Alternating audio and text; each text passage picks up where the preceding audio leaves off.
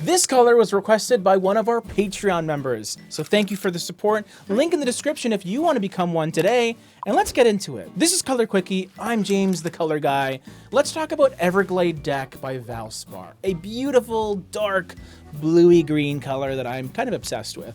So what we're gonna do today is I'm gonna give you all the details about it, the technical information, some places that I might use it in my home, and then most importantly, I'm gonna give you a whole color palette based around this color, including trim colors and wall colors. So let's get right into it. Everglade Deck was branded as one of the 2023 Colors of the Year by Valspar, and there's a good reason for that. It is gorgeous, it is dynamic, it is far from the light, kind of grayish neutrals that we've been obsessed with for the last 2 decades. It is dramatic, and we know this because we can look at the LRV of this color, which is the light reflectance value. And if you're new to the channel, welcome. The LRV is super important because it tells us how much light a color reflects, from a 0 to 100%. The lower that number, the darker the color is going to appear. And this color is under 5%. That is quite low, making it quite dark. It is a deeply saturated color with a wonderful balance of blue and green, more so leaning towards the blue side of things.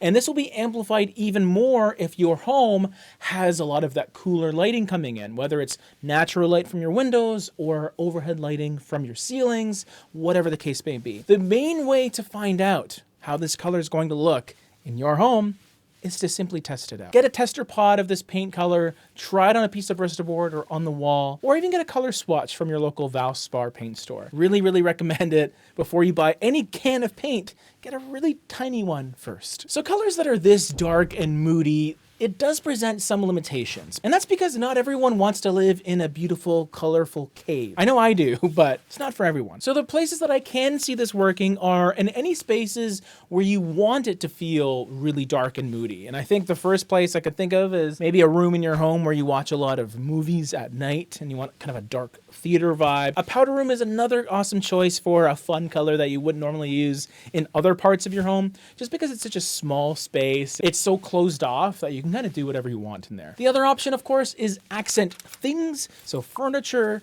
maybe cabinetry, built-ins, vanities, and also maybe not the craziest idea to use it as a bedroom color if you want something that is really dark, because the less light your walls reflect, the easier you'll sleep, because it's going to feel like an eye blanket or an eye mask. It's going to feel like you have an eye mask on all the time, essentially. I love dark bedroom colors though, so that's me. Let's get into this color palette that I was talking about at the start. So I want to begin with 2 trim color options. So if you don't know, trim is the woodwork around your home. So your baseboards, maybe your casings, your doors, your frames, things like that. And normally an off-white is usually a safe bet. And the one that I would recommend in this case is crisp cotton.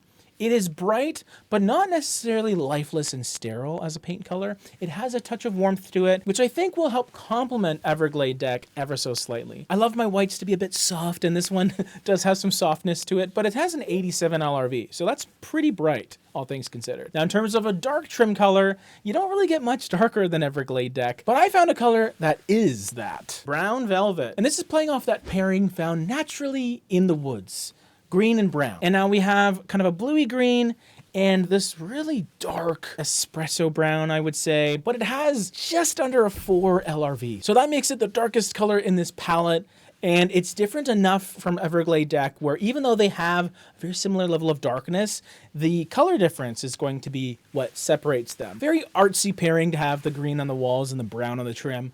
I really enjoy it, but it's also so dark that if you wanted a dark color and you didn't want to go with the bluey green, you have a brown option here as well. Okay, so let's talk about color pairings for maybe the walls or other stuff in your room. The first one is Desert Fortress, and this is kind of playing off of that brown trim color. It has a 61 LRV, and this is great because that means this is a lighter mid-tone color.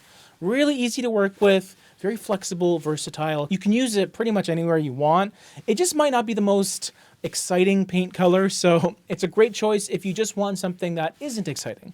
Just kind of blends in, everything else in the space can then be accentuated. Now, what if you wanted a paint color that was lighter, but maybe a little more different, a little more interesting? Well, Distant Valley kind of serves that purpose, and playing off of the Everglade Deck blue-green aspect, this color has that as well, but to a much more light, airy, minty degree.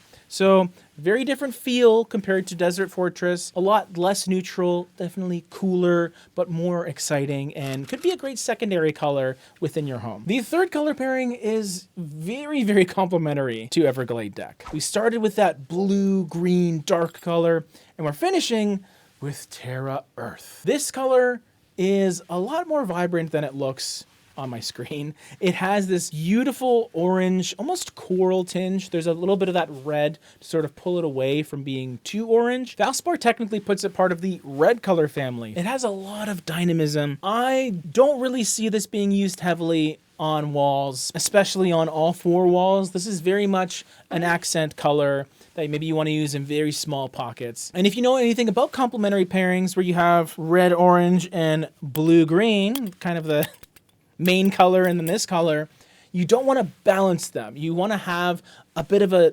unbalanced approach where one color is being used a lot more and then you have just a little bit of the other. So that's what I would do with Terra Earth and Everglade deck. Give it maybe an 80-20 split and then you'll be fine. Here's the palette all together. Please let me know what you think of this one, and thank you for the recommendation. If you want your own mini color quickies personalized by me, become a Patreon member today. Support what we do because we really need the support to keep this thing going. I'm a full-time YouTuber and I want to stay a full-time YouTuber. So help us out. Why not? And we have more videos right over here if you want to check that out too.